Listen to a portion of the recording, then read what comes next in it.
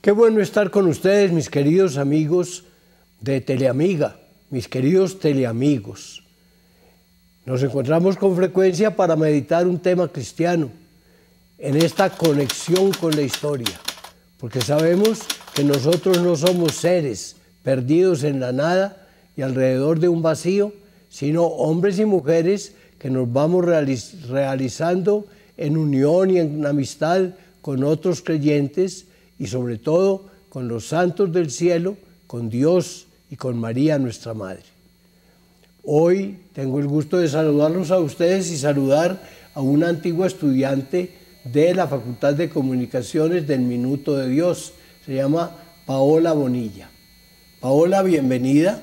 Me encanta poderte saludar y tenerte aquí de acompañante en el programa de hoy. Muchísimas gracias, Padre. Yo la verdad estoy súper agradecida de estar aquí con usted y pues compartiendo un tema bastante interesante como lo es la Virgen, sus palabras, sus virtudes y su vocación, que hay veces que la pasamos solamente como la Madre de Jesús, pero ella tiene muchísimo más tema del que podemos hablar. Qué bueno que tengamos esa presencia de la Virgen María hoy aquí con nosotros y que al recordar las palabras que ella dijo, según aparece en el Evangelio, o las actitudes que tomó, nos sirvan a nosotros para crecer en nuestro amor a Dios y para crecer en nuestra vida cristiana.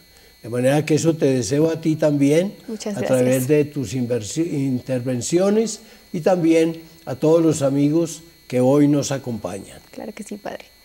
Bueno, para comenzar, pues la verdad yo tengo mucha curiosidad sobre las virtudes. Dicen que ella fue una mujer muy virtuosa y claro que pues tuvo muchas cualidades, digámoslo así, para que pues Dios dijera, ella es la que va a encarnar a mi hijo, ella es la que va a tener ese propósito porque pues sin ella no tendríamos nada de lo que está ahorita actualmente. Por supuesto, ella fue el camino que Dios escogió para bendecirnos y para mandarnos a Jesús, su Hijo. Y si el Señor escogió ese camino para la santidad de todos nosotros, debió ser porque, primero, Él la enriqueció con sus gracias, y segundo, ella le respondió plenamente como la mejor persona que le puede responder a Dios. Es decir, no porque fuera un personaje raro y diferente, sino porque siendo una mujer humana, católica, esa mujer respondió en todas sus actitudes, en sus procederes, en sus virtudes, como tú misma dijiste, en sus palabras, al querer divino. Claro que sí, es que ella, o sea, lo que su merced dice, no era una persona, mejor dicho, súper extraordinaria, sino era una chica normal, pueblerina, que Dios dijo, ella es la que me gusta para traer a mi hijo a la vida. Y pues, ¿cuáles son esas virtudes más importantes que tiene ella, de las que deberíamos aprender un poco más? Pues yo te diría que ante todo, por decir en una palabra todo lo que va a venir luego, ella fue una mujer sin mancha. Ese no haber sido nunca manchada por el vaho del pecado es lo que nos hace llamarla inmaculada. Es decir, desde el primer momento de su existencia fue preservada por Dios de toda culpa, de toda falta. De manera que nosotros cada 8 de diciembre, o más bien puede ser 8 de diciembre de cada año, festejamos la Inmaculada Concepción de la Virgen. Es decir, que María, desde que comenzó a existir en las entrañas de su mamá, a quien llamamos generalmente Santa Ana, la Virgen nunca tuvo una falta, fue una gracia de Dios. Eso lo tenemos nosotros como un dogma de nuestra fe, que fue definido por el Papa Pío IX, y fue definido y aceptado por la Iglesia Católica así, de manera que, y después en el Concilio Vaticano II, que pasó aquí en la Iglesia hace un poco más de 50 años, de nuevo el concilio define que la Virgen María, por una gracia especial del Espíritu Santo, pasó toda su vida sin ofender de ninguna manera a Dios. O sea, ella toda su vida, o sea, pasó una vida sin pecado. Eso es lo que es ser inmaculada. Claro. Inmaculada, in significa no. Ajá. Inmácula significa falta, culpa. Okay, inmaculada es sin falta. Ah, ok, perfecto. Y hablando de las cosas tan importantes que hizo ella, hace un momento usted me comentaba sobre algunas palabras que ella ha dicho a lo largo de, pues, de su vida, como pues que se entregaba a Dios, que ella era la esclava del Señor cuando Él le pidió que fuera la que concibiera a su hijo. Así que pues quisiera que nos comentara un poquito más sobre esas palabras tan importantes que ella nos ha dejado a lo largo de su vida. Yo creo que si tú lees el Evangelio y de manera especial el de San Lucas, puedes encontrar 7 palabras dichas por la Virgen, 7 frases puestas en los labios de Nuestra Señora. La primera es cuando el ángel se le aparece anunciándole que va a ser la Madre de Dios. Entonces María está extrañada, como sorprendida de esas palabras del ángel, y cuando escucha que va a ser madre de un hombre muy importante, de un ser maravilloso, ella le pregunta al ángel, ¿cómo será eso si yo no conozco varón? De manera que lo primero es, ¿cómo voy a ser mamá si yo no tengo relación con un esposo? Sí. De manera que esa es la primera palabra que aparece puesta en los labios de Nuestra Señora. El ángel le dice, es el Espíritu Santo el que se va a ocupar de ese tema. De manera que es la sombra del Altísimo la que te va a cubrir con su protección. Y entonces María dice su segunda palabra, yo soy la esclava del Señor, que se haga en mí según tu palabra. De manera que ahí tú tienes en primero como una palabra de referencia, de reverencia, de admiración ante lo que Dios puede hacer. ¿Cómo será eso? Yo no tengo relación con ningún hombre, pero lo segundo, soy la esclava del Señor, que se haga en mí tu palabra. Es decir, soy una persona que está abierta a lo que Dios diga, soy una persona que está dispuesta a que Dios actúe como Él quiera, soy esclava, soy servidora, estoy para hacer la voluntad de Dios. Esas serían las 2 primeras palabras entonces dichas por la Virgen María.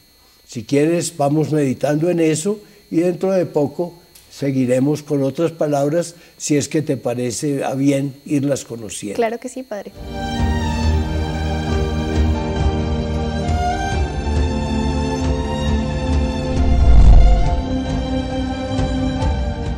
De nuevo un saludo cordial a todos ustedes, los teleamigos, y por supuesto a Paola, que ha querido venir hoy a preguntarme en nombre de tal vez muchos de sus compañeros.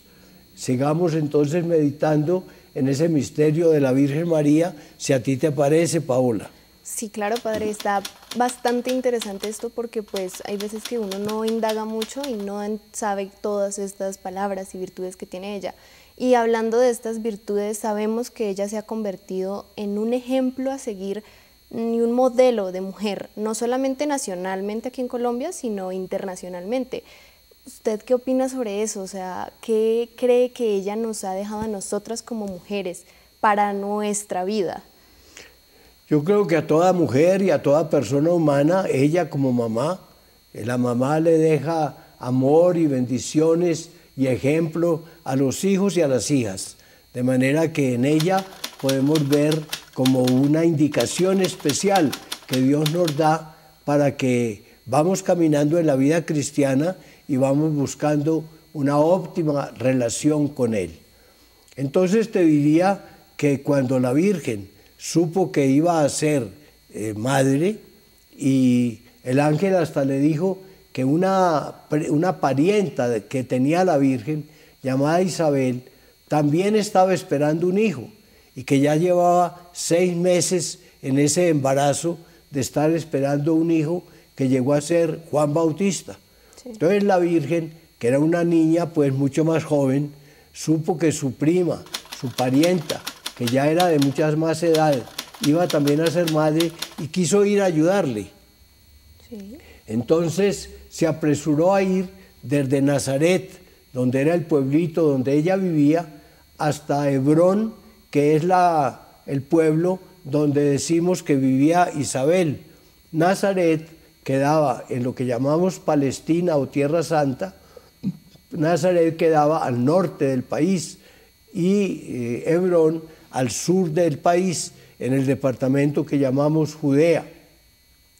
Entonces María dice, se apresuró, iba rápido, no quería tener dificultades, sino estaba todavía joven y quería ir a prestar ese servicio cuando llegara el nacimiento del hijito de su prima.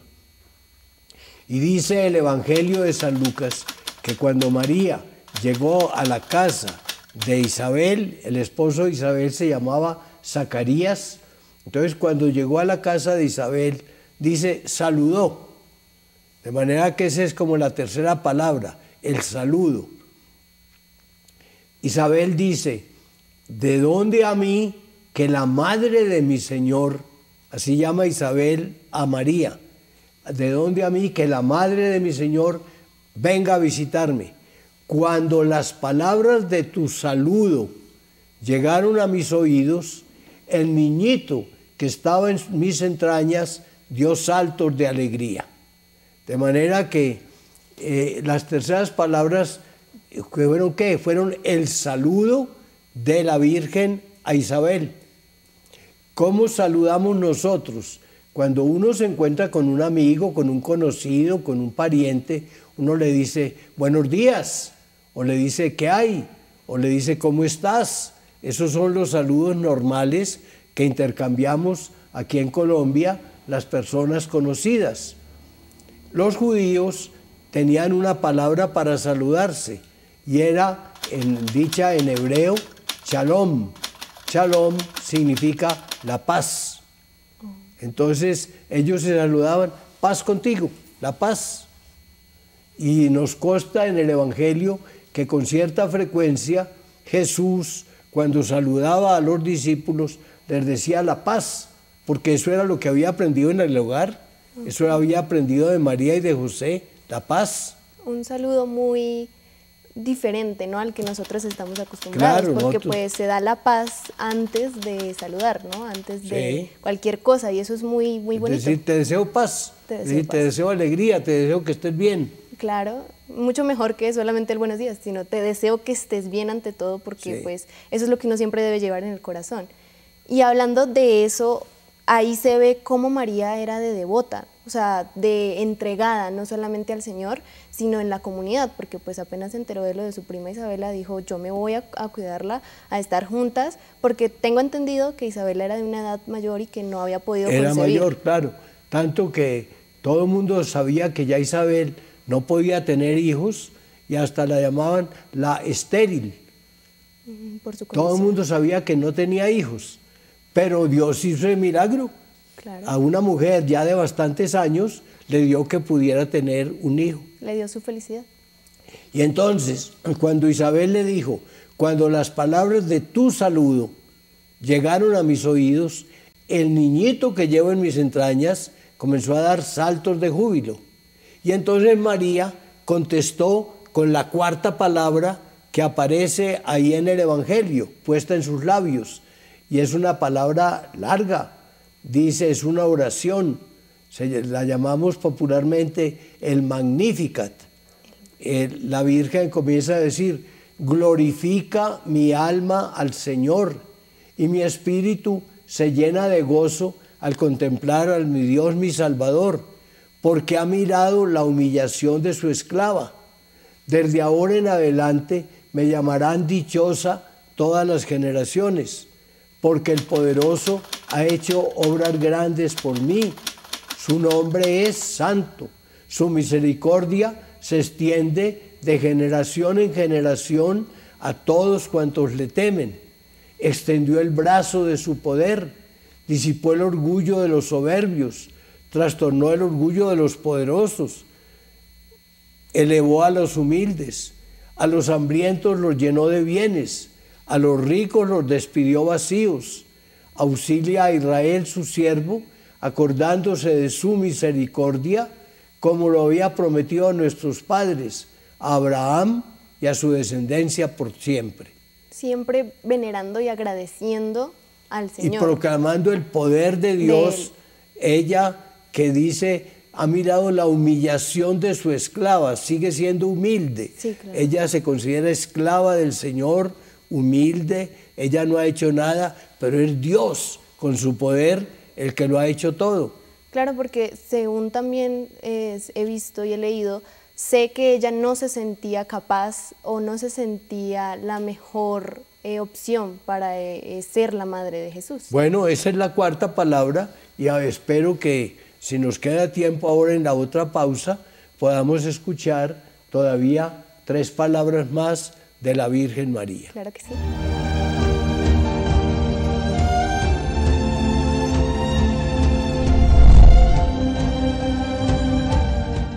Bueno, mis hermanos, de nuevo bienvenidos todos ustedes a este canal, a este programa, a esta etapa que Teleamiga nos ofrece. Te estaba contando, Paulita, de las palabras de la Virgen María.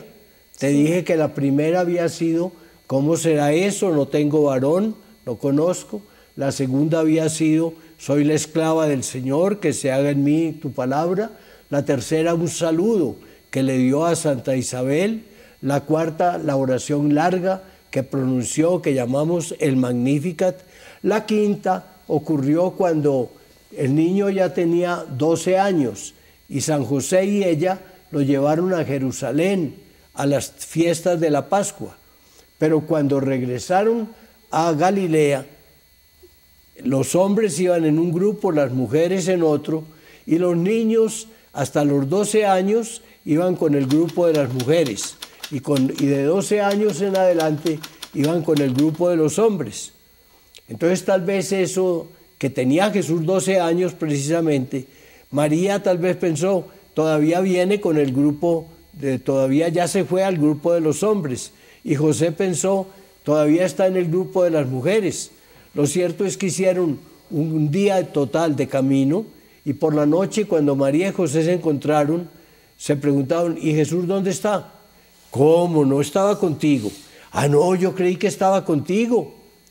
Se nos quedó, porque lo preguntaban por todas partes. Se quedó perdido. ¿Qué hacemos? Pues volvámonos. Claro. Y como era tiempo de luna llena, todavía la luna estaba en el cielo, se debieron volver esa misma noche a buscar a Jesús en Jerusalén. Y lo preguntaban a uno y a otro y a todos los conocidos. 3 días se demoraron buscándolo. Solo al tercer día lo encontraron, como un símbolo de que Jesús aparece a los 3 días. Cuando lo sepultaron, a los 3 días es cuando resucita.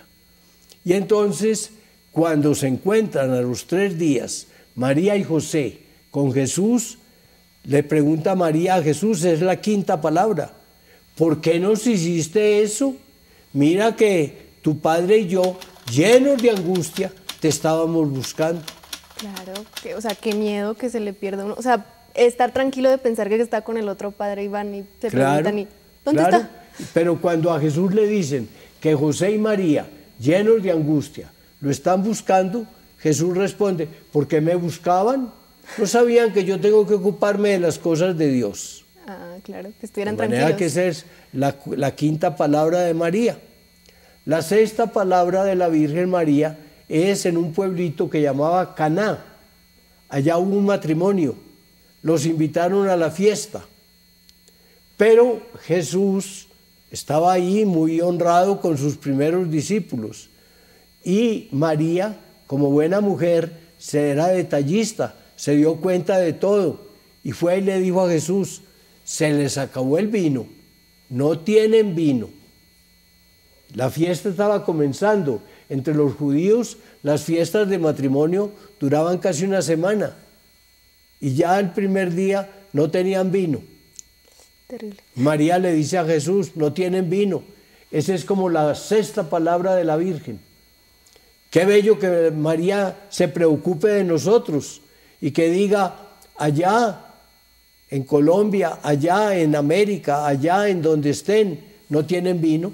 Claro. Es decir, no tienen alegría, tienen esta preocupación, tienen esta dificultad, en ese hogar se está acabando el amor, en ese hogar no hay dinero para la comida, en ese hogar, bueno, que la Virgen María interceda ante Jesús y que diga, bueno, que le cuente las necesidades de todos nosotros. Sí, esa es la sexta palabra. Por eso mismo se le llama intercesora a ella. Intercesora. Ella es nuestra intercesora, por eso dicen que hay que hablarle a ella primero antes que a cualquiera, porque ella es la que pues escucha y dice, bueno, voy a ir a ver qué le puedo solucionar, por decirlo así. Pues que le cuento a mi hijo. Ajá, la gestora, la principal gestora. Sí. Pues que es nuestra reina y patrona. Y entonces Jesús le dice, bueno, pues ¿qué vamos a hacer? No se acabó el vino. Y María dice, no, este es únicamente por disimular, este va a poner remedio. Entonces le dice María a los criados, hagan lo que Él les diga. Y esa es la séptima palabra de la Virgen María, y es la que nos dice hoy. Si tenemos alguna angustia, ¿ella qué me responde? Haga lo que mi hijo diga, Sí, claro. haga lo que Jesús diga. Jesús dice, perdone, haga lo que Él diga. Jesús dice, evangelice, haga lo que Él dice, obedézcale, haga lo que Jesús dice. Nosotros tenemos que hacer siempre lo que Jesús nos dice. Y María lo que nos aconseja es, obedézcale a Él, haga lo que Él diga. Si usted hace lo que Él dice, no va a tener dificultades. Seguir el camino. Siga Ella el siempre camino. ha sido la que a Él lo encaminó, porque fue pues quien lo crió, y a nosotros nos ayuda a no perdernos del camino. Claro, y como ella lo conoce a Él y sabe que Él hace siempre el bien, haga lo que Él le diga, que de seguro Él le dice lo mejor. La confianza absoluta que tienen en decir Claro. que ellos son los que saben cómo nosotros podemos solucionar. Que hay veces que pues siento que nuestro corazón nos dice otra cosa, pero Jesús y María son los que saben exactamente cómo podemos solucionar las cosas. Que el rencor no es bueno, que ciertas cosas que nosotros pensamos en afanes de la ira, tenemos que dejarlas a un lado. Y entonces yo creo que si aplicamos a la Virgen María todo esto que acabo de decirte, entonces estamos seguros de que nos va a decir la mejor palabra y que nos va a dar el mejor ejemplo. Sí. Si Jesús nos dice, perdónense, perdonémonos. Si Jesús nos dice, vayan por todo el mundo y evangelicen, vamos a evangelizar. Si Jesús nos dice cualquier cosa que Jesús te diga, entonces, por ejemplo, ámense como yo los, sean mansos y humildes de corazón, que yo les he dado ese ejemplo. Perdonen hasta 70 veces 7. Hagan lo que Él les diga. María nos va a decir siempre eso, que ella ratifica las palabras que Jesucristo nos diga. De manera que el mejor camino para ir a Jesús es María. Claro que sí, o sea, la principal, pues porque es su madre, es como cuando nosotros tenemos algún problema, pues lo primero que buscamos es la mamá, la abuelita, este amor materno que nos diga, tranquilo, todo va a estar bien. Bueno, pues eso es lo que yo espero para todos ustedes y por eso al despedirme de ustedes, al terminar este programa, les deseo que hagan lo que Jesús nos diga siempre y que sigamos como fieles oyentes de Teleamiga, sigamos escuchando este programa y que de hoy en 8 días nos volvamos a reunir todos para escuchar lo que Jesús nos diga. Buenas noches a todos y mi gratitud a ustedes por habernos dedicado un buen espacio de su tiempo.